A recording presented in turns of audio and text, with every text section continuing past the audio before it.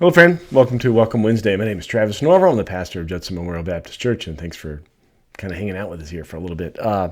It is Wednesday. Hey, I got a new hat. Not that hats really matter, but people always ask, what is the hat? Okay. Every year, the Major League Baseball comes out with St. Patrick's Day themed hats. I mean, it's a total scheme to make money. I know it. And every year they change the style. And boy, I really love the style this year. And you're like, hey, why isn't that a Twins hat? Well, I'm really a Cincinnati Reds fan. Always have been. It's who I grew up listening to, going to games. It's my team in my heart, right? I mean, I love going to Twins games. I'll go to every Twins game I can this year. I will continue to advocate for the Twins to develop a clergy pass like the Cincinnati Reds do, and the Kansas City Royals, and the St. Louis Cardinals, and the Boston Red Sox. I will continue to advocate for that. But until then, I'm going to wear my Cincinnati Reds hat, and I'm going to love it. There you go. That's all. That's the first thing. Second thing we're going to talk about, this Sunday is Jazz Sunday, which is the one, it's a great Sunday. I get really excited about it, and I put on the sign, the best jazz in the city, and I mean it. These cats are professionals. They are fantastic, and you're going to be like, I don't know, it's a little Baptist church in South Minneapolis. Is it really the jazz going to be that good? No, the jazz is amazing. Amazing. So looking forward to that. It's also New Member Sunday, so we're going to welcome some new members. And it's also Communion Sunday. The thing different this year is rather than bread, we will have king cake and coffee and juice. And it will be a gluten-free cake. I don't know if it's going to be a king cake, but it'll be a gluten-free cake. So the gluten-free folks have something sweet too. Now, I want to point out this. I made a little chart today to show you the difference between a New Orleans king cake baby over here and a Midwestern king cake baby over here. When we first moved here, Lori was making king cakes, and she asked her friends to send extra king cake babies, because everybody's got tons of these little things laying around their house. Sure. Then they sent us a bunch, but we needed some more. So she went up to a bakery supply store north of the cities and bought some Midwestern king cake babies. Now, just look at the size of that thing. I mean, I look at this and think, this baby could eat this baby for breakfast. You can't hide this baby. If you could hide this baby in a king cake, everybody knows where it's at. It's just this giant bulge in the cake. This little guy, you can hide that baby in a king cake, but this one, no. So just let you know the differences. Yeah. All right. That's that. Let's talk about the news for just a minute. The news, every day just feels like it's another, just another piercing of the soul, and all this bad news. And you're just like, what's going to happen. They're going to try to balance the budget on the backs of the poor. They're going to try to balance the budget on the backs of those who had the most to lose. And, we got to do whatever we can to not let that happen. And you may think, well, what can I do against this power? What can I do in this time? And I want to remind you of what you can do. The early church was, it was this little tiny institution in the midst of, the Roman Empire.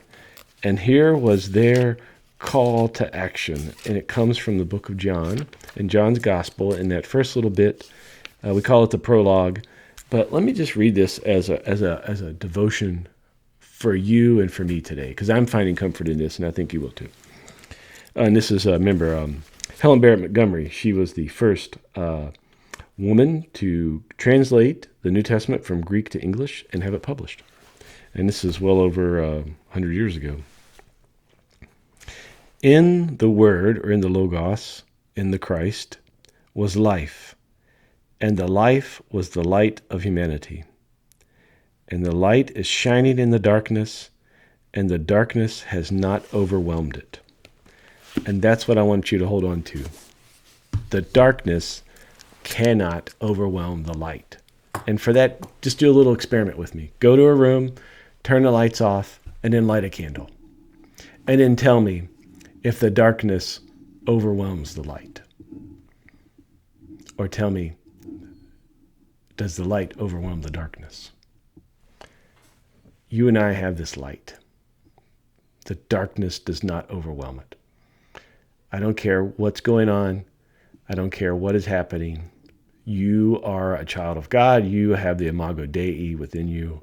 You have the stuff of Godness in you. And the darkness cannot overwhelm it. So right now we're going to sing, not literally right now, but during this time we're going to sing, This Little Light of Mine, and Keep Your Wicks Trimmed and Burning. And we're going to sing the songs that those in the faith have sung to keep them hopeful and to keep them focused. And there are songs too. Darkness does not overwhelm light. Light overwhelms darkness. If we are content to take our light and put it under a bushel, well, that's not what Christ calls us to do. God calls us to shine our light and do all that we can. So I want to leave you with that. I got some announcements and then a prayer.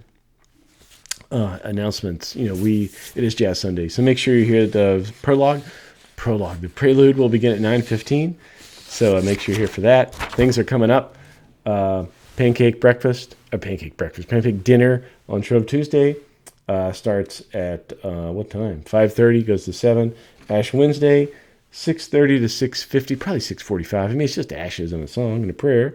The Minneapolis Trombone Choir Concert, which will be March 16th. It is the 50th one of that, so make sure you're here for that. And then Carolyn's online Lenten retreats, Saturdays via Zoom, 10 to 11:15, March 22nd, 29, April 5th.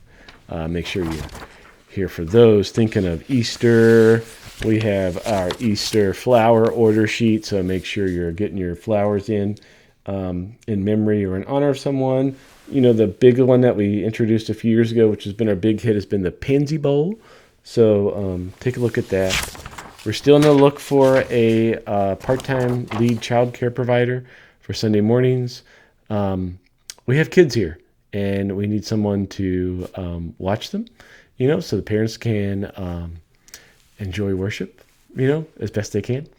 And we want to make sure that we can hire someone. So if you know someone or you yourself are interested, please let us know about that, and we'll get back with you. Last week we sent a letter to Bishop Buddy. Pam Jern wrote it. It was a beautiful letter. Thank you again, Pam. We were glad to sign that. It went out this week. This week we received a letter of thanksgiving from AWAB, the Association of Welcoming and Affirming Baptists, on our gift at in December. We had the Bluegrass and Bagels Sunday, and we took up an offering, and we collected $1,000 that day, and we sent it off to them. And we think anything we can do with AWAB, with Out Front Minnesota, with the Aliveness Project, anything we can do as a congregation to help out the nonprofits that are lifting up the LGBTQIA plus community, we're going to do it as much as we can.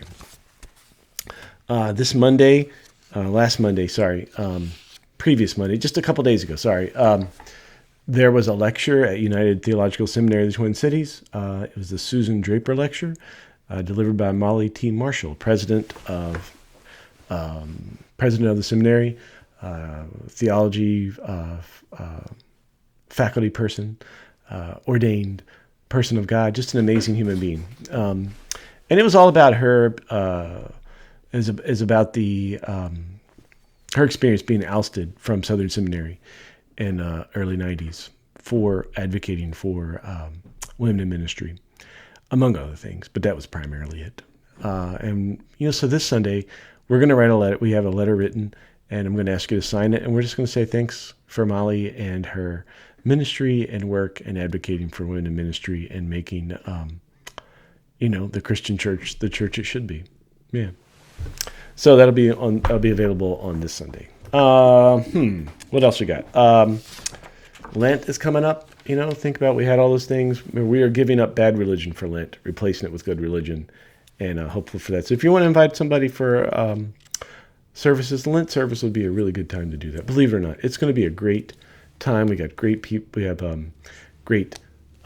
a series planned. There's interesting personal reflections, great music. It's just going to be a really good season. I'm looking forward to it. And now here's the prayer from Oscar. It's called the Romero Prayer. Remember Oscar Romero, the Archbishop there in Latin America, was martyred for his work. Now, he didn't really write this prayer, but people say he did. It was actually delivered kind of on the mass of martyrs that he was on one of those dates years later, but some of it is taken from his writings. And let's hear this now as a prayer to hold on to this light.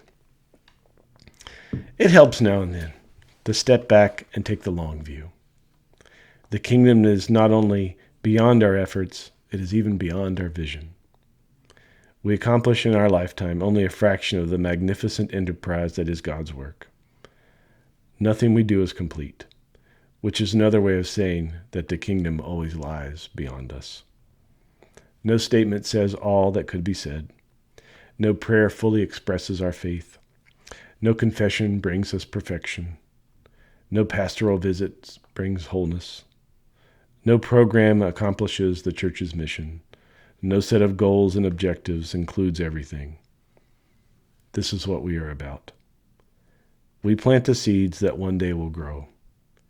We water the seeds already planted, knowing that they hold future promise. We lay foundations that will need further development. We provide the yeast that produces effects far beyond our capabilities. We cannot do everything, and there is a sense of liberation in realizing that. This enables us to do something and to do it well. It may be incomplete, but it is a beginning, a step along the way, an opportunity for the Lord's grace to enter and do the rest. We may never see the end results, but that is the difference between being a master builder and a worker. We are workers. We are not master builders. Ministers, not messiahs. We are prophets of a future not our own. Amen. Keep letting that light shine. Keep holding on to hope. And do not let the darkness overwhelm you. And if it does feel like that, give me a ring, right? Because I'm going to come over with my candle. And my candle and your candle is going to make a lot of light. Peace.